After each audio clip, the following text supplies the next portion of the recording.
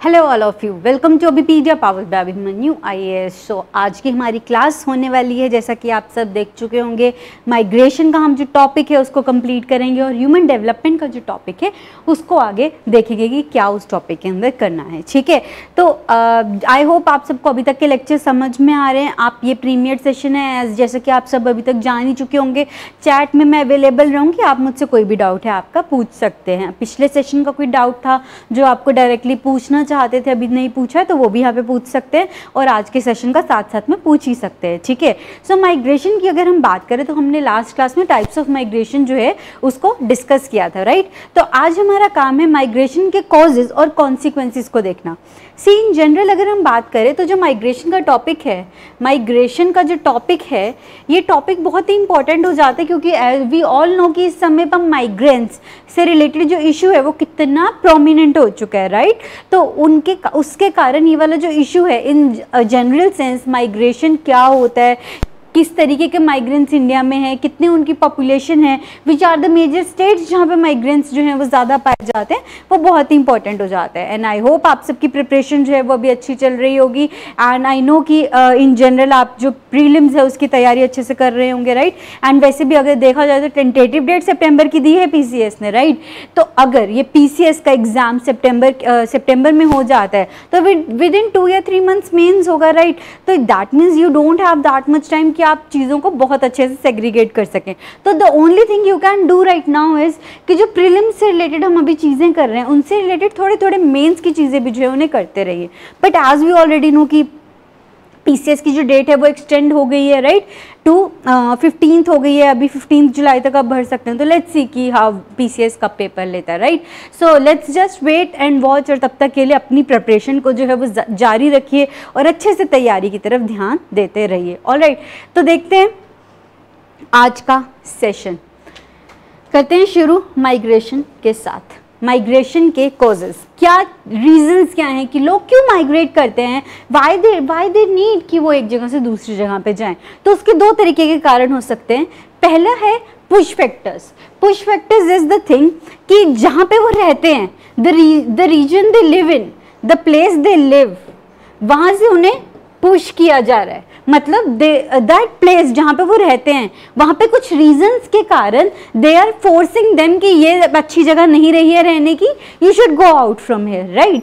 तो कौन से वो रीजंस हो सकते हैं? फॉर एग्जांपल पॉवर्टी हो सकती है, हाई पॉपुलेशन हो सकता है, प्रेशर ऑन द लैंड के कारण, lack of basic infrastructural facilities, ठीक है। और इसके ऊपर जनरली और बहुत सारे factors, for example flood, drought, cyclones, earthquake, tsunami, wars, local conflict, इनमें से कोई भी सिचुएशन ऐसा हो सकता है जिसके कारण कि ये करना पड़े कि पुश फैक्टर्स जिसको कि हम कह सकते हैं, राइट। नेक्स्ट हम देखते हैं pull factors. Pull factors is कि दूसरे रीजन के अंदर ऐसा क्या है जो कि उन्हें वहाँ पे पुल कर रहा है, राइट। तो वो क्या है? फॉर एग्जाम्पल बेटर अपॉर्चुनिटीज हो सकती हैं, रेगुलर वर्क अवेलेबल हो सकता है, higher wages, relatively higher wages हो सकते हैं वहाँ पे, right. Sorry for this editing thing, यहाँ पे बहुत एडिटिंग में इश्यूज हैं, आई नो, थोड़ा सा जल्दी के कारण ये चीज़ हो गई है इस स्लाइड के ऊपर। डोंट वरी अबाउट इट, जो कह रही हूँ वो सुनने पे ध्यान दीजिए, जो लिखा हुआ है उस पर मत ध्यान दीजिए अभी कह रहे, right.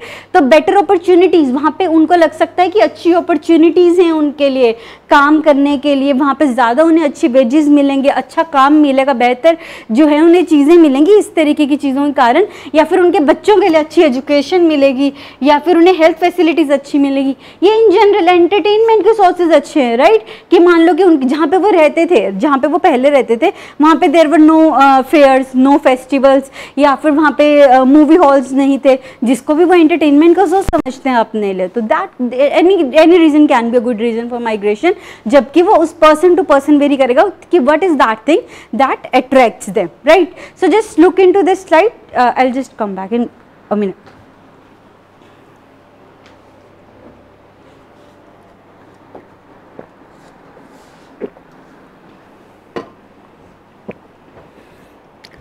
Sorry guys, water break, या सो चलते हैं नेक्स्ट स्लाइड की तरफ। This was causes of migration, right. Migration के कारण क्या होते हैं। अब देखते हैं कि माइग्रेशन हो गया, उसके बाद क्या, what are the consequences, what are the consequences of migration, कि after migration what will happen, right. So first economic consequences, पैसे से रिलेटेड कॉन्सिक्वेंसेज। तो consequences can be positive, can be negative, right, कि या तो उस चीज़ से कोई अच्छा फायदा हो रहा है या कोई नुकसान हो रहा है, राइट। तो इसमें अगर हम बात करें, रेमिटेंसीज होते हैं जो पैसे भेजते हैं जब माइग्रेट कोई पर्सन करता है। फॉर एग्जाम्पल, जैसे कि हमने पहले भी बात की थी कि आपका कोई रिलेटिव होगा, कोई घर का इंसान होगा जो कि बाहर रहता होगा, कनाडा में, यूएस में, तो जो वो पैसे भेजता है इंडिया के अंदर, उसको रेमिटेंसीज कहते हैं। या फिर कोई बंदा जो है, अगर कोई पर्सन जो है वो पंजाब में काम कर रहा है और वो बिहार या यूपी से बिलोंग करता है, तो जब वो काम करने के बाद अपने पैसे वापस भेजेगा तो दैट इज रेमिटेंसेस, ठीक है। तो ये रेमिटेंसेस क्या होते हैं, पॉजिटिव कॉन्सिक्वेंस है माइग्रेशन का, ठीक है। बट सेकंड अगर हम बात करें तो जिस सिटी में वो जाते हैं वहां पे एक नेगेटिव कॉन्सिक्वेंस होता है। What is that, over crowding, वहां पे लोग ज्यादा बढ़ने लग जाते हैं, या फिर वहां पे डेवलपमेंट ऑफ स्लम्स हो जाते हैं कि वहाँ पे स्लम्स डेवलप हो जाएंगे उस एरिया के अंदर आसपास में। जैसे कि दिल्ली के अंदर आप जब भी अगर ट्रेन से भी जाएं, कहीं किसी भी तरीके से जाएं, अगर आप दिल्ली के अंदर जैसे ही एंटर करते हैं, so you see slums on both sides of Delhi, right. या फिर मुंबई का स्लम धारावी बहुत ज़्यादा फेमस है। इवन किसी भी सिटी के अंदर आप जाएंगे जो इंडस्ट्रियली डेवलप्ड हो जाती हैं, तो वहाँ पे कुछ स्लम्स डेवलप हो जाते हैं उसके आउटर एरिया में। वो लोग जो कि उस सिटी के अंदर पर्टिकुलरली अच्छी जो प्लेसेस है उनको अफोर्ड नहीं कर सकते, बट इन जनरल उन्हें रहने के लिए कोई जगह चाहिए होती है। इसके कारण these slums kind of develop, कुछ ऐसे एरिया जहाँ पे वो खुद बनाने शुरू कर देते हैं, फिर वो धीरे धीरे कुछ पक्का हाउसेज में कन्वर्ट हो जाते हैं, right. So these are the economic consequences of what, migration. Next चलते हैं डेमोग्राफिक कॉन्सिक्वेंसेज के ऊपर, कि लोगों से रिलेटेड क्या कॉन्सिक्वेंसेज के निकल के आते हैं। So first is redistribution of population. Population का रीडिस्ट्रीब्यूशन हो जाता है कि लाइक इन जनरल अगर हम अभी कंसीडर कर रहे थे कि यूपी की पॉपुलेशन जो है वो 2 लाख है और पंजाब की पॉपुलेशन 1 लाख है, राइट। तो क्या हुआ, अगर 50,000 लोग वहां से यहाँ पे आ गए पंजाब में, तो अब पॉपुलेशन क्या होगी, रीडिस्ट्रीब्यूशन, 1.5 लाख वहां पे और 1.5 लाख पंजाब में, राइट। सो उससे क्या हुआ, यहाँ पे क्या हुआ कि पॉपुलेशन की रिडिस्ट्रीब्यूशन हो गई, रिसोर्सेज की रिडिस्ट्रीब्यूशन होगी, right. So this will be a positive consequence, right. And next हम बात करते हैं serious imbalances in age and sex composition. अब मान लीजिए कि जो यहाँ से 50,000 लोग शिफ्ट हुए पंजाब में यूपी से, मान लीजिए, है ना, तो यूपी से जो 50,000 लोग शिफ्ट हुए वो सारे क्या होंगे, इन जनरल मेल होंगे। इवन हम कह सकते हैं 50% ही, वैसे हम पूरे ही कह सकते हैं कि मेल होंगे, बट हम मान के चलते हैं कि एटलीस्ट उनके अंदर से 40% तो इन जनरल मेल पॉपुलेशन ही जो होती है वो माइग्रेट करती है। फीमेल पॉपुलेशन घर पे रहती है अपने बच्चों के साथ, या फिर एल्डर्स का ध्यान रखने के लिए, या फिर इन जनरल जो उनकी एग्रीकल्चरल प्रॉपर्टी है उसका ध्यान रखने के लिए, राइट। सो ये अगर मान लीजिए कि 50 के यहाँ पे शिफ्ट हो गए, तो यहाँ पे जो पॉपुलेशन है दैट हैज रिमेन्ड, वहाँ पे 50 के जो पॉपुलेशन है, जो 1.5 लाख पॉपुलेशन यूपी में रह गई है, वो क्या रह गई है, अब सारी की सारी फीमेल्स वाली पॉपुलेशन रह गई है, राइट। और वैसे ही एज से रिलेटेड अब जो ये लोग माइग्रेट करेंगे, they must be in the age of around 15 से लेके 40 वाले एज के बंदे होंगे, राइट, लोग होंगे, राइट। तो बाकी वहाँ की एज कंपोजिशन क्या होगी, जहाँ से लोग माइग्रेट किए वहाँ पे सिर्फ बच्चे और बूढ़े और औरतें जो है वो वहाँ पे रह गई हैं वहाँ की एज कॉम्पोजिशन के अंदर। तो क्या हुआ, सीरियस एक इम्बैलेंस आ गया कि जहाँ पे पंजाब के अंदर जो मेल पॉपुलेशन है, वर्किंग पॉपुलेशन, वो इंक्रीज हो गई, वहीं यूपी के अंदर वही पॉपुलेशन का डिक्रीज होकर पूरी पॉपुलेशन का जो है वो इम्बैलेंस हो गया। सो ये क्या हुआ, एक डेमोग्राफिक कॉन्सिक्वेंस। नेक्स्ट देखते हैं social consequence, right. Social consequences कि जैसे ही जब माइग्रेट आप करें, मान लीजिए यूपी का पर्सन जो है वो पंजाब के अंदर शिफ्ट हुआ, राइट। अब वो क्या हुआ, यूपी या बिहार की अगर हम बात कर रहे हैं, राइट, यहाँ पे, तो वो यहाँ पे शिफ्ट हुआ, तो यहाँ पे क्या हुआ, उन लोगों ने आके अपना कल्चर यहाँ पे अपना आके बताया कि किस तरीके का कल्चर उनका वहाँ पे। तो क्या हुआ, इंटरमिक्सिंग ऑफ पीपल हुआ, डाइवर्स कल्चर्स का। इसी तरीके से हम इंटरनेशनल के अंदर भी देख सकते हैं, इंटरनेशनल तरीके से, है ना, कि कैसे हम बात कर सकते हैं कि इंडियन लोग अगर कनाडा में जा रहे हैं तो वहाँ पे क्या होगी, पंजाबी पॉपुलेशन इंक्रीज हो गई। Now Punjabis are considered as one major part of Canadian population, right. इसीलिए वहाँ पे इन जनरल लोगों को पंजाबी के बारे में ज़्यादा पता भी है ना। तो क्या हुआ, intermixing of people. So this is a positive aspect, positive aspect हो गया। और नेगेटिव एस्पेक्ट क्या हुआ? एनोनिमिटी। एनोनिमिटी आ गई एक, वो क्या कि जैसे ही आप कहीं बाहर जाते हैं, अब मान लीजिए कि आप पंजाब में रहते हैं, राइट, अब हम उसको ऑपोजिट कंसीडर करते हैं, आप पंजाब में रहते हैं, राइट, आपके यहाँ पे पूरी एक सोसाइटी है जिनसे आप खुद को रिलेट कर सकते हैं, जिनसे आप बात कर सकते हैं, जिनके साथ आप फेस्टिवल सेलिब्रेट करते हैं, बर्थडे सेलिब्रेट करते हैं, राइट, एनीथिंग। अब आप यहाँ से कनाडा चले जाते हैं, you have no society there, you have no cultural value same as there, right, तो वहाँ पे आप क्या करेंगे? खुद को आइसोलेट रखेंगे, आप लोगों से इंटरमिक्स इतना ज़्यादा नहीं हो पाएंगे, लोगों के साथ खुद को रिलेट नहीं कर पाएंगे, राइट, एंड तो क्या होगा? वहाँ एक तरीके से एनोनिमिटी आ जाएगी, कोई आपको जानता नहीं है, राइट। एनोनिमिटी क्या होती है? अनजान, या फिर जो एक तरीके से एक पर्सन होता है जिसको भी कोई नहीं जानता, that is an anonymous person, no one knows a person, ठीक है, सो दैट इज एनोनिमिटी। तो उससे क्या होता है? एक सोशल वैक्यूम क्रिएट हो जाता है एक पर्सन की लाइफ में कि नो वन नोज मी, मैं किससे क्या बात करना है, right, and creates a sense of detection. एक तरीके से उसके अंदर डिजेक्शन हो जाता है, that I am not wanted anymore, that creates kind of mental pressure on that person, so this is a negative consequence, ठीक है। तो हम क्या कर रहे हैं? इकोनॉमिक, डेमोग्राफिक और सोशल बेसिस के ऊपर कॉन्सिक्वेंसेस को देख रहे हैं, ठीक है। एंड फोर्थ हम देखते हैं, last is environmental consequence. Environmental consequence को जब हम देखते हैं, so we see about the things, over exploitation of natural resources. अब यहाँ पे क्या हुआ? जो सिटीज हैं, राइट, वहाँ पे क्या होगा? वहाँ पे पॉपुलेशन जो है वो इंक्रीज हो रही है, रूरल से जब अर्बन के अंदर लोग जा रहे हैं। Over exploitation of natural resources, cities are facing the acute problem of what? Depletion of ground water, air pollution, disposal of waste and management of solid waste. इस तरीके की दिक्कतें वहाँ के लोग जो है वो महसूस कर रहे हैं। इन जनरल ये जो चीज़ें हैं डिस्पोजल ऑफ वेस्ट से लेके, ये वहाँ के मेजर इशूज जो हैं वो बनते जा रहे हैं। So I hope this is clear. Environmental consequences which is in general negative consequence हम कह रहे हैं, कोई पॉजिटिव एनवायरमेंटल कॉन्सिक्वेंस नहीं हुआ है। अब ये जो आपके सामने लिखा हुआ है, राइट, इसके साथ माइग्रेशन का टॉपिक जो है वो खत्म होता है। We are moving on to the next topic, that is human development का टॉपिक, ठीक है। बट उससे पहले एक चीज़ ये जो आपके सामने लिखी हुई है, आपको एक बहुत ही अच्छी चीज़ सिखाने वाली है आंसर राइटिंग को लेकर, सो इसको इग्नोर मत कीजिएगा। What is exactly this is कि जब भी आप ऐसे लिख रहे हैं, आंसर्स लिख रहे हैं, ठीक है, so this is kind of a way जिसके थ्रू कि आप चल सकते हैं उस आंसर को एक्सप्लेन करने के लिए, ठीक है, जिससे कि आपको मैक्सिमम मार्क्स मिलेंगे आंसर्स के अंदर। वो कैसे? कि जस्ट इन जनरल आप एक टॉपिक के अंदर कुछ डिवाइड कर लीजिए। फॉर एग्जांपल माइग्रेशन का टॉपिक था, आपने किसके अंदर उसको डिवाइड किया? पहले आपने बात की टाइप्स क्या हैं, फिर आपने बात की कॉजेज क्या हैं, फिर आपने बात की कॉन्सिक्वेंसेज क्या है। अब मान लीजिए आर्टिकल आ जाता है कॉन्सिक्वेंसेज ऑफ माइग्रेशन के ऊपर, तो तब क्या लिखेंगे आप? तो कॉन्सिक्वेंसेज के अंदर you have to divide it into 4 parts. क्या क्या? इकोनॉमिक क्या होंगे, डेमोग्राफिक क्या होंगे, सोशल क्या होंगे और एनवायरमेंटल क्या होंगे, और उसके अंदर भी पॉजिटिव एस्पेक्ट और नेगेटिव एस्पेक्ट, पॉजिटिव एस्पेक्ट और नेगेटिव एस्पेक्ट।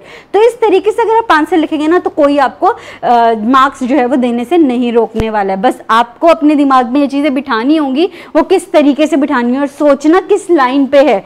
ये आपको एक सोचने की लाइन दे रहा है जब भी आपके सामने कोई ऐसे का टॉपिक आता है, जब भी आपके सामने कोई मेंस का क्वेश्चन आता है। So this is how you have to write that answer. You have to learn about it in 2 various ways which are positive in general, कि कौन कौन से आप उसे कैटेगरीज के अंदर आप उसके एस्पेक्ट्स को देख सकते हैं। जैसे कि माइग्रेशन के जो इफेक्ट हैं आप उसको किस किस एस्पेक्ट्स में देख सकते हैं, इकोनॉमिक, डेमोग्राफिक, सोशल और एनवायरमेंटल, और उसके बाद हर एक एस्पेक्ट का नेगेटिव एस्पेक्ट क्या है और पॉजिटिव एस्पेक्ट क्या है, राइट। सो इस तरीके से अगर आप क्वेश्चन को किसी को भी करेंगे तो you will fetch very good marks. Otherwise also आपकी अंडरस्टैंडिंग बढ़ेगी उस पूरे क्वेश्चन को लेके, एंड आपका वैसे भी मतलब जो इन जनरल नॉलेज है वो इंक्रीज होगा, क्योंकि आप एक जो टॉपिक है उसको हर पर्सपेक्टिव से सोच रहे हैं, right. I hope this is clear. अब वहीं ये जो इसका कोई ज्योग्राफिकल या पॉलिटिकल पर्सपेक्टिव एज सच यहाँ पे नहीं दिया गया है, राइट। बट हम ज्योग्राफिकल में हम इसको कंसीडर कर सकते हैं एनवायरमेंटल को, ठीक है। और वैसे अगर हम देखें तो अगर कोई क्वेश्चन होगा तो वहाँ पे 2 एस्पेक्ट्स और आप सोच लीजिएगा, ज्योग्राफिकल एस्पेक्ट कॉन्सिक्वेंसेज क्या होंगे या पॉलिटिकल कॉन्सिक्वेंसेज क्या होंगे उसके, तो ये चीज़ें भी आप उसमें इंक्लूड जो है वो कर सकते हैं। फिर इंटरनेशनल कॉन्सिक्वेंसेज क्या होंगे, ठीक है। तो इस तरीके से इंटरनेशनल एस्पेक्ट्स, ज्योग्राफिकल एस्पेक्ट्स और ये सब चीज़ें, चलते हैं आज के नेक्स्ट टॉपिक की तरफ, that is human development, a new topic in human geography, that is human development. अब इसको हम पूरे डिटेल में करेंगे और this will be our last topic आज का, और ह्यूमन ज्योग्राफी का भी इन जनरल लास्ट टॉपिक रहेगा ये ह्यूमन डेवलपमेंट, ठीक है। तो ह्यूमन डेवलपमेंट क्या है, सबसे पहले हम बात करते हैं कि डेवलपमेंट क्या है। डेवलपमेंट के अंदर हम जो फर्स्ट चीज देखेंगे वो ये कि how is development different from growth, ठीक है। तो क्या आप इसके अंदर देख रहे हैं, फर्स्ट चीज जो आपको ये देखनी है कि ग्रोथ क्या है। ग्रोथ इज इन जनरल कि आप कहीं पे लाई कर रहे हैं, आप वहां से ग्रो करके जा रहे हैं। फॉर एग्जाम्पल, आपकी आज 50,000 सैलरी है, you are earning 50K today, उससे इंक्रीज होके आपकी 1 साल बाद सैलरी 1 लाख हो जाती है, so that means you have grown, ठीक है। बट डेवलपमेंट क्या है, डेवलपमेंट इसकी अगर ये 50,000 से 1 लाख तो सैलरी हो गई, ठीक है, बट इन जनरल आपने उसके अंदर डेवलप कितना किया, क्या आपने एजुकेशन कोई नहीं अटेन की, क्या आपकी लिविंग स्टैंडर्ड्स में कोई फर्क आया, या आप अभी भी उसी घर के अंदर रह रहे हैं, या फिर उस घर के अंदर जो आपका रहने का तरीका है उस पर फर्क आया, क्या आप पहले जो स्कूटर चलाते थे क्या अब गाड़ी चलाने लग गए हैं, ऐसा कुछ फर्क आया है, या फिर क्या उसके अंदर इन जनरल आपकी जो हॉस्पिटैलिटी है या फिर जो आपकी हॉस्पिटल अप्रोच करने के जो तरीके हैं उसके अंदर फर्क आया। सो दैट इज डेवलपमेंट। और अब आप इसको देख लीजिए एज ओवरऑल नेशन के तरीके से, ये मैंने आपको एक एग्जांपल दिया आपके एक अकेले पर्सन के लिए। अब यही आप अगर पूरे देश के लिए देखें कि एक देश के सब लोगों की इनकम मिला के मान लीजिए पहले 50,000 थी, अब वो 1 लाख पहुंच गई है, डबल हो गई है, तो उतने के बीच में वो डेवलप कितना किए हैं, क्या उनके बच्चे जो हैं, सबके बच्चे जो हैं वो क्या अच्छे से एजुकेशन लेने लग गए हैं, क्या वहाँ पे हेल्थ फैसिलिटीज अच्छी मिलने लग गई हैं, क्या वहाँ पे इन जनरल अगर हम बात करें तो वहाँ पे बाकी फैसिलिटीज का क्या अंदाजा है, किस तरीके से लोग वहाँ के लाइफ लीड करते हैं, क्या वो एक लेविश लाइफस्टाइल है, क्या वो एक पुअर लाइफस्टाइल है, ठीक है। सो ये डिफरेंस होता है ग्रोथ और डेवलपमेंट के बीच में। इन जनरल अगर आप कहीं पे भी देखोगे तो इसको ऐसे भी दिखाया जा सकता है कि ग्रोथ जो है हम उसको ये भी कह सकते हैं कि वो पॉजिटिव ग्रोथ भी हो सकती है और नेगेटिव साइड भी जा सकती है, ठीक है। इन जनरल हम कहें कि it is just a change, it is just a change, कि वो हो सकता है कि आप पहले यहाँ पे लाइक करते थे तो इट इज दिस और दिस, तो ये होगा पॉजिटिव एस्पेक्ट और ये हुआ नेगेटिव। तो कई लोग क्या करते हैं वो पॉजिटिव ग्रोथ को डेवलपमेंट कह देते हैं, but that is not so. Even positive growth can not is not the only one that encompasses development, ठीक है। अगर हम इन जनरल कहें तो जो भी अगर हम बात करें तो ग्रोथ का सिर्फ मतलब होगा मॉनिटरी टर्म्स में, ठीक है। बट अगर हम इसके इकोनॉमिक्स और ज्योग्राफिकल पर्सपेक्टिव से बात करें तो डेवलपमेंट का मतलब होगा इन लोगों की कितनी डेवलपमेंट हुई है, ह्यूमन डेवलपमेंट कितनी हुई है, लोग कितना ऊपर गए हैं, ठीक है। सो population is the wealth of a country. हमने फर्स्ट लाइन जब हमने ह्यूमन ज्योग्राफी शुरू की थी तो उसमें हमने फर्स्ट चीज यही पढ़ी थी, population is the wealth of the country. तो वो पॉपुलेशन कितना ग्रो करी है, not in the quantitative sense के पहले 4 लोग थे अब 8 हो गए, नहीं, बट वो 4 लोग जो हैं वो कितना ग्रो किए अपनी लाइफ में। एजुकेशन के मामले में क्या पहले लोग सिर्फ ग्रेजुएशन प्रेफर करते थे वो PhD करने लगे हैं, या क्या पहले लोग हेल्थ फैसिलिटीज के ऊपर खर्चने के लिए उनके पास पैसे नहीं होते थे, क्या अब होने लग गए हैं, इस तरीके की चीजें, ठीक है। नेक्स्ट हम बात करते हैं एक ह्यूमन डेवलपमेंट इंडेक्स की। ये ह्यूमन डेवलपमेंट इंडेक्स क्रिएट किया एक पाकिस्तानी इकोनॉमिस्ट डॉक्टर महबूब उल हक ने। ये इन्होंने क्या कहा, इन्होंने कुछ क्राइटेरियाज क्रिएट करके एक ह्यूमन डेवलपमेंट इंडेक्स बनाया, कौन सी ईयर में, 1990 के अंदर। और उसके अकॉर्डिंग ही इन्होंने डेवलपमेंट की एक डेफिनेशन दी। अभी तक हमने इन जनरल समझा डेवलपमेंट क्या होती है, अब महबूब उल हक जी के हिसाब से डेवलपमेंट क्या होती है। It is about enlarging people's choices in order to lead long healthy lives with dignity, कि किस तरीके से वो अपनी लाइफ्स को लीड कर रहे हैं, that is the perspective of development, ठीक है। तो इसी पर्सपेक्टिव को यूज करते हुए UNDP that is United Nations Development Programme ने एक HDI डेवलप किया जो कि 1990 से वो रिलीज कर रही है, इसको भी हम देखेंगे अभी, ठीक है। So this is all about, महबूब उल हक जी ने इसको दिया था 1990 के अंदर। उन्होंने कहा कि ग्रोथ इज नॉट इनफ, सिर्फ ये देखना कि आप GDP देख रहे हैं दैट इज नॉट इनफ, कि एक कंट्री की ग्रोथ हो रही है, हाँ उसकी पर कैपिटा इनकम इंक्रीज हो रही है, पैसे इंक्रीज हो रहे हैं, but that is not enough. What actually is the ground situation of people, क्या लोगों की मेंटल सिचुएशन ठीक है, क्या लोगों की हेल्थ अच्छी है, क्या लोगों के पास एजुकेशन फैसिलिटीज अच्छी हैं, ये चीजें भी देखना जरूरी है, ठीक है।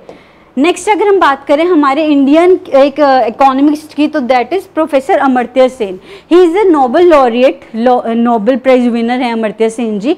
तो इन्होंने डेवलपमेंट को कैसे डिफाइन किया, इन्होंने कहा that development is an increase in freedom और डिक्रीज इन अनफ्रीडम। मतलब कि जैसे जैसे आप ये कह सकते हैं कि फ्रीडम में इंक्रीज हो रही है एक पर्सन की, no freedom is what, freedom of choice, कि आपके पास ये चॉइस है कि नहीं है कि आप अगर चाहते हैं कि मेरे को बीकॉम नहीं करनी है, बीटेक करनी है, तो क्या आप बीटेक कर सकते हैं, कि आपके पास इतनी चॉइस अवेलेबल है। अगर नहीं है तो you are not going towards development, ठीक है। अगर आप बीकॉम या फिर अगर आप मान लीजिए कि किसी और चॉइस के अंदर मान लीजिए कि एग्जाम होते हैं, कॉम्पिटिटिव एग्जाम्स होते हैं, राइट। कॉम्पिटिटिव एग्जाम्स के अंदर you have this choice that you can fill this exam और not fill this exam, and even after filling this exam you have the choice, you have this freedom of choice कि आप पढ़ सकते हैं, नहीं पढ़ सकते हैं, you have all the resources available. But what about a person जिसके पास वो फ्रीडम ऑफ चॉइस ही नहीं है, जिसके पास की ये चॉइस ही नहीं है कि वो रिसोर्सेज को अवेल कैसे करे, तो that is what, unfreedom of choice, ठीक है, उसके पास फ्रीडम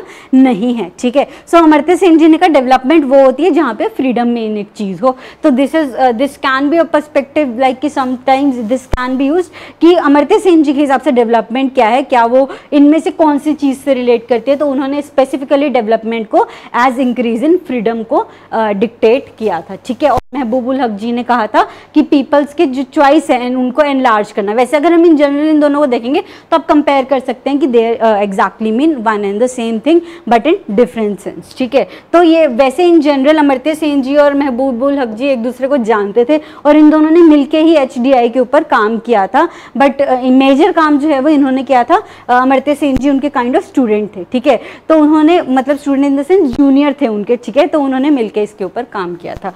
देखते हैं next point, which is access to resources, health and education are the key areas in human development. और इनके लिए अलग अलग इंडिकेटर्स को बनाया गया HDI को डिफाइन करने के लिए। सो एक्सेस टू रिसोर्सेज का क्या मतलब है, एक्सेस टू रिसोर्सेज का मतलब है पैसा। हेल्थ का मतलब क्या है, हॉस्पिटल्स अगर हम कहें, या फिर हम जनरल कहें लाइफ एक्सपेक्टेंसी। लाइफ एक्सपेक्टेंसी कितनी है एक पर्सन की, right. Sorry for this bad hand writing.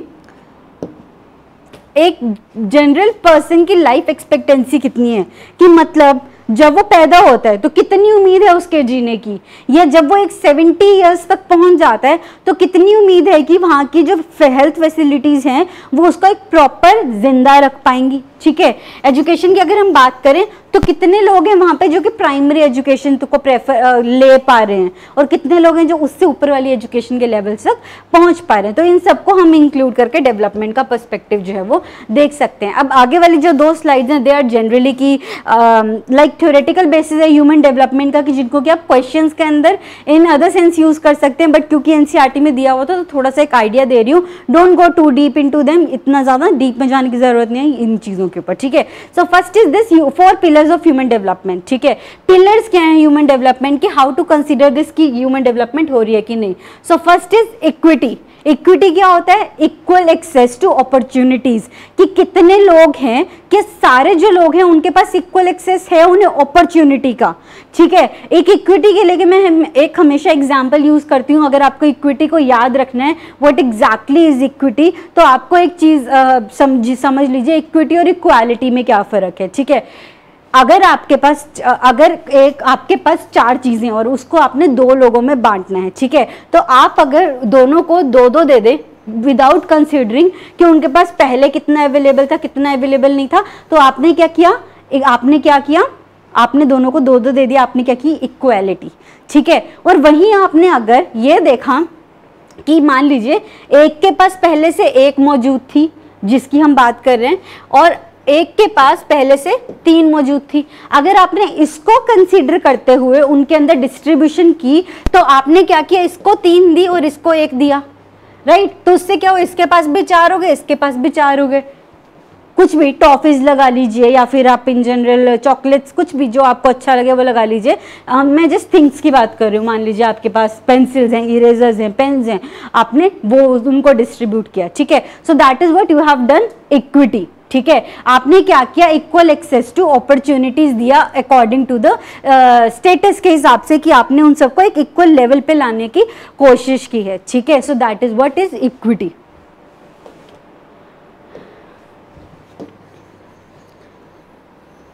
Okay, so next देखते हैं sustainability. First is equity, human development का फर्स्ट पिलर है इक्विटी। नेक्स्ट पिलर है सस्टेनेबिलिटी, कि आपने जो वो इक्वालिटी ऑफ अपॉर्चुनिटी देनी है वो सिर्फ आज के लिए लिमिटेड नहीं होनी चाहिए कि आपने बस सबको बांट दिया। मान लीजिए आपके पास 4 पेन थे, आपने सबको बांट दिया वो, बट विदाउट कंसीडरिंग कि आगे फ्यूचर वाले लोगों को कितनी जरूरत पड़ने वाली है, and they were the last pens जो अवेलेबल थे। तो आपने क्या किया, फ्यूचर जनरेशन को विदाउट कीपिंग इन माइंड आपने आज की जनरेशन के सबसे काम जो है वो खत्म कर दिया, ठीक है। So that is not to be done, sustainability होनी चाहिए, ठीक है। Third is productivity. प्रोडक्टिविटी का क्या मतलब है, human labour productivity. Human labour productivity से आप क्या समझते हैं कि इन जनरल की उनकी प्रोडक्टिविटी कैपेसिटी कितनी है, क्या वो लोग जो हैं इन जनरल अगर हम बात करें, क्या उनकी जो कैपेबिलिटीज हैं वो इतनी अच्छी हैं कि वो अच्छे से लाइक की नॉलेज कितनी है, हेल्थ फैसिलिटीज कैसी हैं, मतलब बेसिकली ह्यूमन प्रोडक्टिविटी कितनी है। एक हम जनरल अगर हम प्रोडक्टिविटी की बात करते हैं तो हम पैसों के टर्म्स में बात करते हैं, ठीक है, कि पैसे कितने जनरेट करके दे रहे हैं, ठीक है। यहाँ पे हमने बात करना है कि वो जो ह्यूमन है जिसको कि आप ट्रेन कर रहे हो, जिसको कि आप उस रिसोर्स के ह्यूमन रिसोर्स यूज कर रहे हो, उसके अंदर पोटेंशियल कितना है कि वो आगे कितने लेवल तक जा सकता है, क्या उसके पास इतनी प्रोडक्टिविटी है, उसकी हम देखेंगे कि वो बहुत लेवल तक काम कर पाएगा, क्या उसके पास इतनी एजुकेशन है, क्या उसके पास अच्छी हेल्थ अवेलेबल है कि नहीं है। That is what we consider in productivity. And last is empowerment, कि वो इतने एम्पावर्ड हो कि उनके पास इतनी चॉइस हो, उनके पास है पावर टू मेक चॉइसेस, जो कि कौन दे सकता है, गवर्नेंस और पीपल ओरिएंटेड पॉलिसीज जो उन्हें दे सकती हैं। एम्पावरमेंट क्या करेगी, उनको अपनी प्रोडक्टिविटी को इंक्रीज करने में हेल्प करेगी।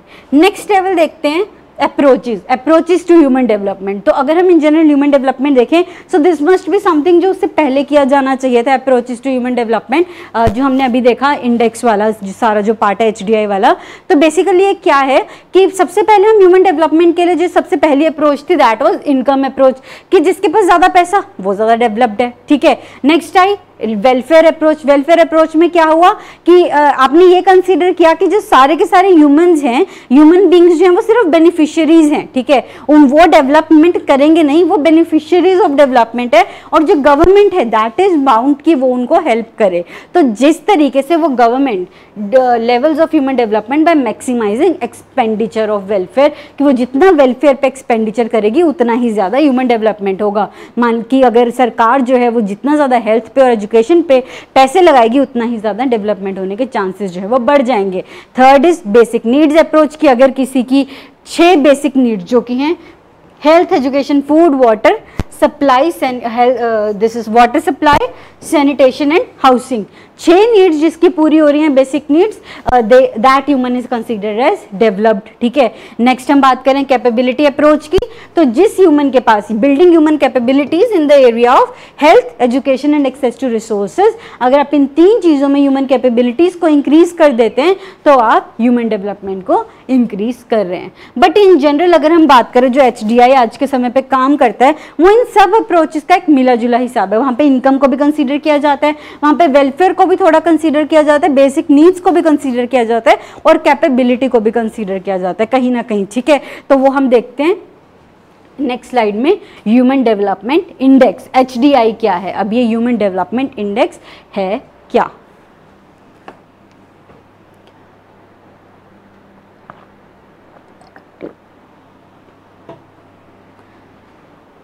सो HDI जैसे कि हमने पहले ही देखा कि UNDP United Nations Development Programme is the one जो कि HDI को पब्लिश करता है, ठीक है। इसको बनाया किसने, महबूबुल हक जी ने, ठीक है। तो अब यहाँ पे क्या करना है, HDI का मतलब क्या है, मेनली ये एक इंडेक्स है, ये एक इंडेक्स है जो कि कुछ क्राइटेरियाज के बेसिस पे कंट्रीज को इंडेक्स में कुछ नंबर अलॉट करेगा, जिसके बेसिस पे आप ये देखेंगे कि क्या वो कंट्री डेवलप्ड है या क्या वो कंट्री डेवलप्ड नहीं है, बस दैट्स इट, ठीक है। तो आप यहाँ पे क्या कर रहे हैं, उनको एसेस कर रहे हैं डेवलपमेंट क्राइटेरियाज के ऊपर। तो यहाँ पे 3 क्राइटेरियाज जो यूज होंगे वो क्या है, long and healthy life, that is health का criteria, access to knowledge, that is education का criteria, decent standard of living, that is access to resources, पैसों का क्राइटेरिया कि पैसे कितने जनरेट हो रहे हैं उनके पास, ठीक है। अब ये जो इंडेक्स है इन जनरल, ये वाला इंडेक्स के अंदर आपकी जो रैंकिंग्स है वो 0 to 1 के बीच में की जाती है, ठीक है। आपको अगर मैथ्स आपने बचपन में पढ़ी है ना कि सबने की नंबर स्केल होता है एक, दिस इज नंबर सिस्टम के अंदर एक नंबर स्केल होता है, 0 to 1 के अंदर एक स्केल है, उसके ऊपर हर एक कंट्री को कुछ नंबर दिए जाएंगे, 0 पॉइंट सबसे नीचे आएगा 0.0, 0.1, 2, 0.2, 0.3, 0.4, ऐसे करके यहाँ पे पहुंचेंगे 0.9 तक, ठीक है। तो जितना स्कोर 1 के पास पहुंचेगा उतनी ज्यादा डेवलपमेंट है, और जितना स्कोर 0 के पास पहुंचेगा उतनी कम डेवलपमेंट है, पहली चीज ये, ठीक है। यानी कि 0.983 का स्कोर जो है वो बहुत ही ज्यादा हो गया और 0.268 का स्कोर जो है वो बहुत ही ज्यादा कम हो गया। तो इसके बेसिस पे लेवल ऑफ ह्यूमन डेवलपमेंट देखी जाती है, वो उसको 4 कैटेगरीज में डिवाइड किया गया है। वो कैसे कि जिनका 0.8 से ऊपर है, 0.8 से ऊपर है, they are very highly developed, ठीक है। वहीं जिनका 0.7 से 0.799 के बीच में है, they are highly developed. Next अगर हम मीडियम की बात करें तो 0.55 से 0.7 के बीच में है, तो वो मीडियम ह्यूमन डेवलपमेंट है। एंड लो की बात करें तो 0.549 से अगर किसी का कम है, यहाँ पे 0.5 और 0.5 और 6 के बीच में आगे 0.549, इससे जिनका कम है दे है लो ह्यूमन डेवलपमेंट, ठीक है। So this is HDI। अब इसके ऊपर थोड़ा सा देखते हैं HDI किस तरीके से आज के समय पे काम कर रहा है, ठीक है। सो आई होप ह्यूमन डेवलपमेंट का जो सारा कंसेप्ट है, ह्यूमन डेवलपमेंट इंडेक्स का जो सारा कंसेप्ट है, जो हमने मेजरली करना था वो आपको समझ में आ गया, राइट। सो हम देखते हैं अब लेटेस्ट ह्यूमन डेवलपमेंट रिपोर्ट। अब ये जो HDI है जो हमने अभी देखा, वो सारा जो HDI है वो एक ह्यूमन डेवलपमेंट रिपोर्ट के अंदर पेश किया जाता है, ठीक है, हर साल। तो ये ह्यूमन डेवलपमेंट रिपोर्ट देता है UNDP, United Nations Development Programme, जिसके ऊपर कि आपने कल की क्लास के अंदर देखा होगा, अतुल सर ने आपको कराया था ये कुछ UN की ऑर्गन्स के बारे में, ठीक है। उसी में से एक UNDP भी कराई थी, आई सपोज उन्होंने, I can't remember, just check that lecture, right. और उसके अलावा ह्यूमन डेवलपमेंट रिपोर्ट के अंदर ये कुछ इंडेक्सेस देते हैं, जिसमें से one of the major indexes is HDI। ये कुछ इंडेक्सेस देते हैं, और भी इंडेक्सेस होते हैं इस ह्यूमन डेवलपमेंट रिपोर्ट के अंदर, but major one is that human development index, जो महबूबुल हक जी ने डेवलप किया था, जिसके बेसिस पे कुछ क्राइटेरिया के बेसिस पे कंट्रीज को ये देखा जाता है कि वहां पे ह्यूमन डेवलपमेंट कितनी हुई है। सो फर्स्ट देखते हैं ह्यूमन डेवलपमेंट रिपोर्ट 2019। आप कहेंगे अभी हम 2020 में चल रहे हैं, 2019 की रिपोर्ट क्यों पढ़ रहे हैं हम? क्योंकि अभी हम 2020 खत्म नहीं हुआ है, राइट। तो 2019 रिपोर्ट का मतलब है वो 2019 का सारा क्राइटेरिया देंगे कि 2019 के अंदर क्या क्या चीजें हुई थी और 2019 के अंदर कहाँ कहाँ पे कंट्रीज जो है वो स्टैंड किया ह्यूमन डेवलपमेंट के अंदर। ऑल द ईयर राउंड ये डाटा जो है वो कलेक्ट किए जाते हैं, ठीक है। और इन डाटास को एंड में दिसंबर के अंदर सारे डाटा को कलेक्टिवली पेश कर दिया जाता है। सो ह्यूमन डेवलपमेंट रिपोर्ट 2019 की थीम थी ये, this is beyond income, beyond average, beyond today, inequalities in human development in 21st century, कि किस तरीके की इनइक्वालिटीज फेस करने वाले हैं 21st सेंचुरी के अंदर। अब ये जो टॉपिक है, this can be a very good topic. अगर ह्यूमन डेवलपमेंट रिपोर्ट ने इसे चूज किया है तो इसके ऊपर HDR मतलब जो UNDP ही एक ओवरव्यू रिलीज करती है हर साल, ये पूरे इसका ओवरव्यू देते हुए कि एग्जैक्टली वो कहना क्या चाहते हैं। तो वो 5-6 पॉइंट्स हैं उसमें इनइक्वालिटीज इन ह्यूमन डेवलपमेंट को लेके। सो जस्ट गो थ्रू दैट। मैं वो जो PDF है वो टेलीग्राम ग्रुप के अंदर आज इवनिंग तक पोस्ट कर दूंगी, तो अगर आप ये एक बार लेक्चर देख लेते हैं तो then go through that PDF and देखिए वहाँ पे वो कुछ 5-6 पॉइंट्स दिए हुए हैं वहाँ पे 2019 रिपोर्ट क्या कहती है इनइक्वालिटीज इन ह्यूमन डेवलपमेंट को लेके। तो वहाँ पे देख लीजिएगा, वहाँ पे ऐसे कुछ दिया हुआ है कि टेक 1 टेक 2 की क्या हम निकाल सकते हैं इस रिपोर्ट से, what exactly can be done, ठीक है। अराउंड 30-40 पेजेस की वो रिपोर्ट है, ज़्यादा बड़ी नहीं है। अगर आप पूरी रिपोर्ट देखेंगे तो दैट इज अराउंड 400 पेजेस की रिपोर्ट है, तो वो आपको देखने की जरूरत नहीं है, बस आप वो 40 पेजेस एक बार देख लेना, और वो भी ऐसे नहीं इम्बाइब करने लग जाना, नहीं, सिर्फ देखना है। And that too for mains या फिर आपकी आंसर राइटिंग को इंक्रीज करने के पर्सपेक्टिव से कि किस तरीके की थ्योरीज जो है आज के टाइम पे ह्यूमन डेवलपमेंट को लेके चल रही हैं, ठीक है। हम बात करते हैं ह्यूमन डेवलपमेंट इंडेक्स की। जो ह्यूमन डेवलपमेंट रिपोर्ट है, इसने फर्स्ट इंडेक्स जो दिया that is human development index, जो कि 1990 से दे रही है, राइट। सो इस रिपोर्ट के मुताबिक नॉर्वे, स्विट्जरलैंड और Ireland, they are the one that occupy the top position, that is this is Norway is the first, Switzerland is second, Ireland is third, ठीक है। और उसके अलावा ये रिपोर्ट कहती है that South Asia is the fastest growing region in human development। अब ये लाइन क्यों इंपॉर्टेंट है, because you guys must be knowing India belongs to which part of the world, South Asia. India belongs to South Asia. South Asia के अंदर हम in general 8 countries को consider करते हैं, 8 कंट्रीज को कंसीडर करते हैं, which these 8 countries are also member of the association SAARC, ठीक है, South Asian Association for Regional Cooperation, ठीक है। सो ये 8 कंट्रीज कौन सी हैं, इनको आप याद कर सकते हैं एक्रोनिम से या फिर निमोनिक से, जो भी आप कहते हैं इसे, MBBS स्पेन, ठीक है, MBBS स्पेन से, which is Maldives, Bhutan, Bangladesh, Sri Lanka, Pakistan, Afghanistan, India, Nepal, ठीक है। 8 countries are member of this South Asia, ठीक है। So they are saying, human development report का कहना है that South Asia is the fastest growing region in human development and progressive witnessing of 46% growth over 1990 से 2018 तक, ठीक है, followed by East Asia and Pacific at 43%, ठीक है। Next चलते हैं इस इंडेक्स की तरफ, देखते हैं किस किस के कितने कितने मार्क्स इन्होंने स्कोर किए हैं, कितना इन्होंने नंबर आए हैं इन लोगों के कितने कितने। सो फर्स्ट हमने बात की नॉर्वे आया है, तो नॉर्वे के मार्क्स हैं 0.95, ठीक है। So that is very close. हमने अभी बात की थी कि अगर ये 0 है और ये 1 है तो 0.95 कुछ यहाँ पे लाई करेगा, ठीक है, 0.954, ठीक है। So it is very close, बहुत ज़्यादा डेवलप्ड है, राइट। सेकंड आया स्विट्जरलैंड, जिसका की स्कोर है 0.946, आयरलैंड का है 0.942, very close, both of them are right, and Germany का स्कोर है 0.939। और इस तरीके से आप ये देख सकते हैं मेजर 10 कंट्रीज, टॉप 10 कंट्रीज। तो इन टॉप 10 कंट्रीज में वो कंट्रीज कहाँ हैं जो हर एक जगह पे काम आती हैं, जो डेवलपमेंट के अंदर इन जनरल अगर हम बात करते हैं किसी भी टॉपिक के अंदर टॉप पे रहती हैं, कौन सी countries, USA, India, China, Russia, France, right. कहाँ ये सब countries, Japan, even there none of these countries are in top 10 countries in the terms of human development की अगर हम बात करें, ठीक है। So that is why this index becomes important, कि वो कंट्रीज भी जिनकी की ग्रॉस इनकम अगर हम देखें तो they might be topping that content, तो वो कहीं पे यहाँ पे लाइन नहीं करती हैं, ठीक है, ह्यूमन डेवलपमेंट के टर्म्स में। अब ये जो ह्यूमन डेवलपमेंट है उसके जो क्राइटेरिया 3 यूज किए जाते हैं वो यहाँ पे यूज किया जा रहा है। Life expectancy is what, health कितनी, हेल्थ कैसी है, हेल्थ का criteria, these 2 are for education, and then gross national income, this is what, income कितनी है, पैसा कितना आ रहा है आपके पास, ठीक है। So this is about this HDI value, human development index. Last देखते हैं इंडिया। इंडिया का रैंक कितना है जी, 129 पे इंडिया स्टैंड करती है और इसके स्कोर हैं 0.647।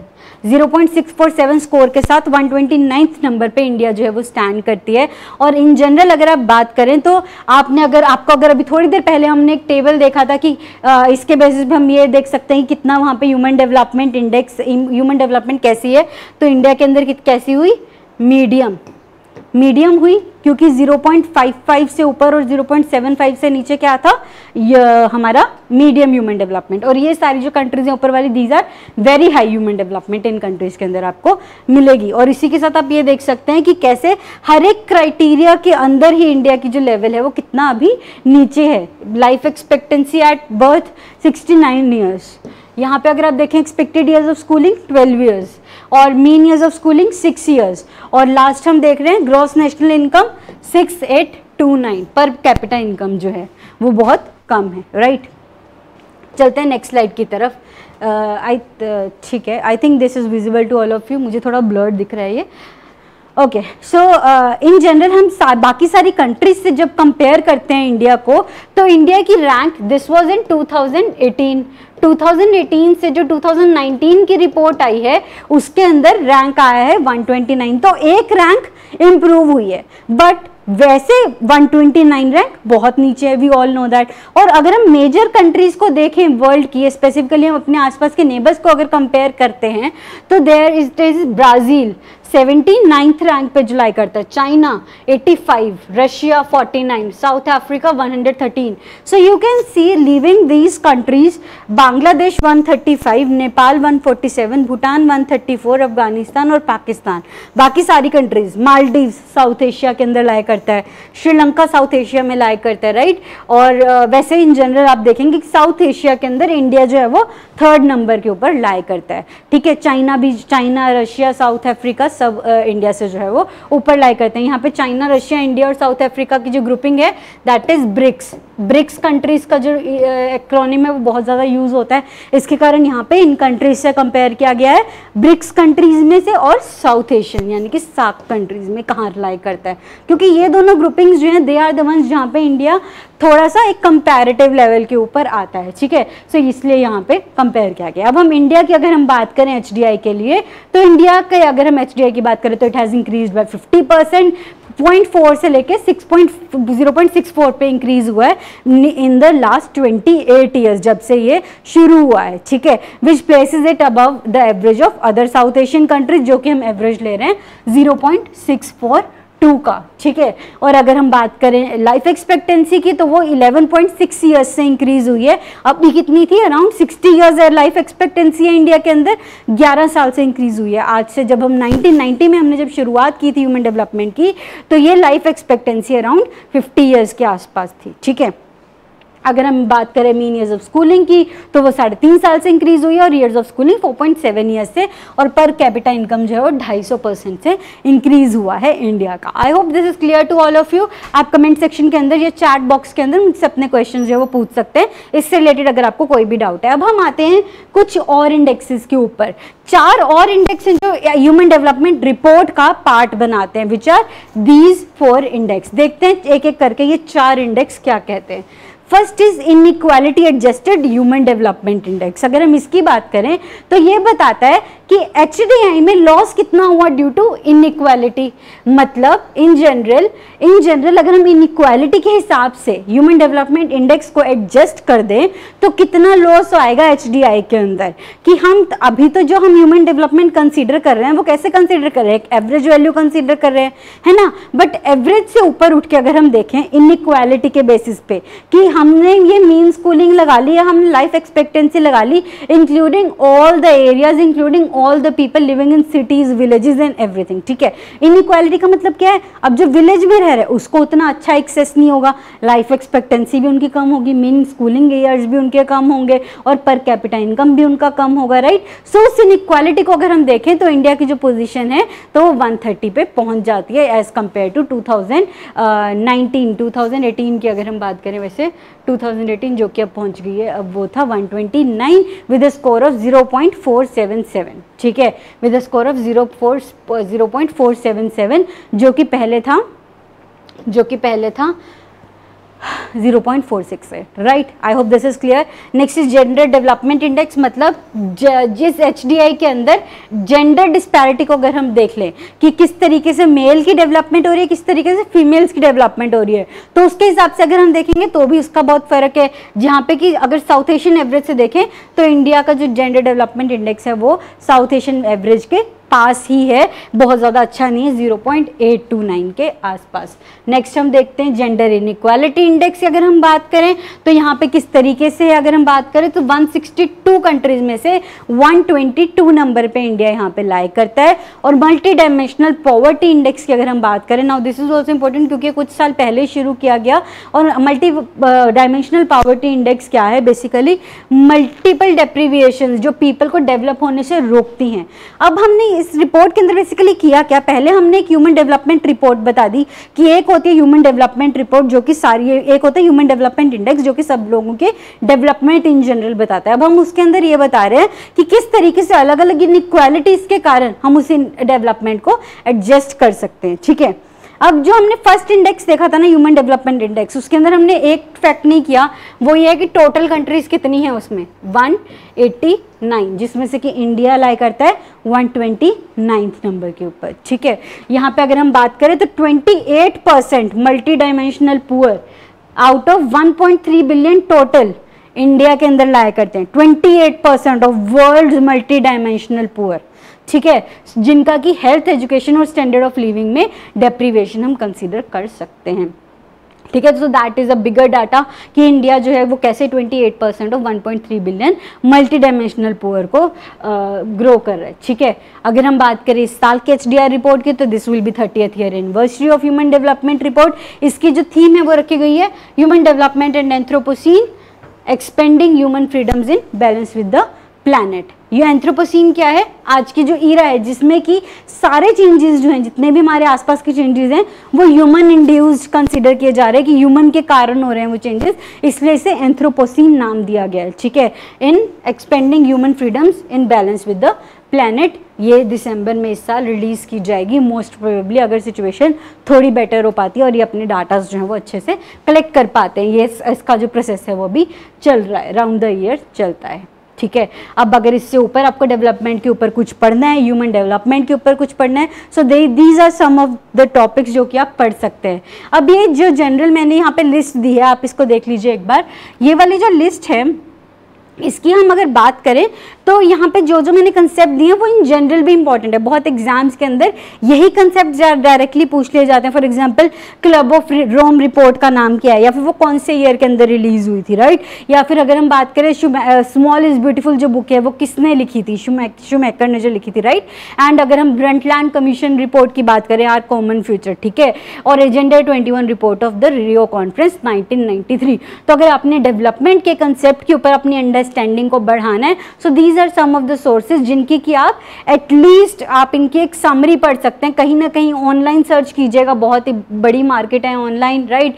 तो आप कहीं पे भी जाइएगा, कहीं पे आपको कोई ना कोई PDF तो जरूर मिल जाएगी जिसमें कि आपको ये सारे कंसेप्ट्स के ऊपर छोटे छोटे पॉइंटर्स जो है वो मिल जाएंगे कि वो कहना क्या चाहते हैं। और जैसे कि concept of trusteeship by Mahatma Gandhi, which is a very important concept. Basically ये कंसेप्ट कहता क्या है, कंसेप्ट ऑफ ट्रस्टीशिप, कि जिनके पास पैसे हैं, जिन लोगों के पास ज्यादा पैसे हैं, they are basically trustees, they are basically trustees of money, they are not the owners of that money, जो कि वो उसको किसी भी तरीके से यूज कर सकते हैं, या रिसोर्सिस को, है ना। तो वो क्या है, उसका एक ट्रस्टी है वो, जिसके पास कि उन्होंने ट्रस्ट करके, हमारी फ्यूचर जनरेशन ने या फिर जो पुअर हैं उन्होंने ट्रस्ट करके हमारे हाथ में वो दिया हुआ है। सो ये हमारी रिस्पॉन्सिबिलिटी बनती है कि हम एज ट्रस्टीज उस पैसे को किस तरीके से यूज करते हैं। ठीक है, so this is the concept of trusteeship by Mahatma Gandhi. बाकी भी कंसेप्ट आप इस तरीके से पढ़ सकते हैं और इनको कहीं ना कहीं एज एग्जाम्पल्स आप अपने या इंटरव्यूज के अंदर कहीं पर भी आप इन्हें यूज कर सकते हैं। ठीक है, नेक्स्ट हम बात करते हैं रिवीजन की। So this in general completes human geography for all यहाँ पे। ठीक है, तो ह्यूमन ज्योग्राफी के अंदर हमने जो आज फर्स्ट टॉपिक किया माइग्रेशन के causes and consequences, causes and consequences, तो वो आप कर सकते हैं +2 की book India people and economy का चैप्टर 2। नेक्स्ट हम बात करते हैं ह्यूमन डेवलपमेंट की। अगर हम बात करें तो उसके बेसिक्स जो हैं वो इन दोनों के अंदर दिए हुए हैं। +2 की book human development fundamentals of human geography chapter 4, +2 की book India people and economy chapter 3 और latest human development report by UNDP। These were the 3 sources जो मैंने आज की क्लास के अंदर यूज़ किए हैं। आप भी चाहें तो इनको देख सकते हैं। ठीक है, नेक्स्ट हम बात करें ह्यूमन सेटलमेंट की। This is the topic that जो कि आपके सिलेबस के अंदर मैंशनड है, जो हम इन जनरल नहीं कर रहे हैं अभी ह्यूमन ज्योग्राफी की क्लास के अंदर। You can just go through these 2 chapters. Fundamental of human geography में चैप्टर 10 है और इंडिया पीपल एंड इकोनॉमी में चैप्टर 4 है। इसको एक बार कंप्लीट कर लेंगे तो आपका ह्यूमन ज्योग्राफी का जो पूरा पार्ट है वो कंप्लीट हो जाएगा। ठीक है, ह्यूमन सेटलमेंट्स बेसिकली है क्या, कि किस तरीके के एरियाज में लोग रहना पसंद करते हैं, अर्बन एरियाज क्या हैं, रूरल एरियाज क्या हैं, और स्लम एरियाज उसके अंदर क्या हैं, या फिर किस एरिया को हम कैसे कैसे डिफाइन कर सकते हैं। वही चीज़ें हैं वहाँ पे थोड़ी सी थ्योरेटिकल, उनके ऊपर इन जनरल बेसिकली अगर हम बात करें तो क्वेश्चंस अभी तक मैंने इन जनरल देखे नहीं है, but we can't take a risk, right. So just go through these topics once, और एक बार देख के थोड़ा सा अगर वहाँ से कोई डेफिनेशंस निकल के आते हैं, कोई कंसेप्ट्स निकल के आते हैं, तो उनका एक अलग से एक बार नोट्स बना लीजिएगा। और कोशिश कीजिएगा नेक्स्ट क्लास से पहले पढ़ लें, ताकि आप अगर नेक्स्ट क्लास में कोई डाउट पूछना चाहते हैं तो ये पूरी ह्यूमन ज्योग्राफी से रिलेटेड आप मुझसे डाउट्स पूछ सकते हैं। एंड ऑल्सो इसके साथ जैसे मैं आपसे बात कर रही हूँ, do comment in the comment section कि नेक्स्ट आप क्या चाहते हैं कि क्या शुरू करूँ मैं। Do you want me to start with economic geography or you want me to start with environment portion? ठीक है, ऑप्शन इज ऑल योर्स। जो आप लोग मुझे लगेगा कि ज़्यादा लोग प्रेफर कर रहे हैं, मैं उसी के साथ शुरू कर लूँगी। I have no issues with that thing, क्योंकि हमें सिलेबस कंप्लीट कराना ही है। It depends on you guys कि आप कहाँ पे पहुँचे हैं अपने सिलेबस के अंदर। दूसरा, आपको भी इन जनरल एक दूसरे का पता चलेगा कि कौन पर्सन किस चीज़ के ऊपर काम कर रहा है और कौन किसके ऊपर पढ़ाई कर रहा है, और जो नहीं कर रहे हैं स्पेसिफिकली फॉर देम, उनको पता चलेगा कि देयर आर पीपल जो कि पढ़ रहे हैं, so they have to start studying if they want to clear this exam. So thank you all, thank you very much for listening to me very patiently. Have a great day ahead and अपना तैयारी अच्छे से करते रहिए। Thank you so much.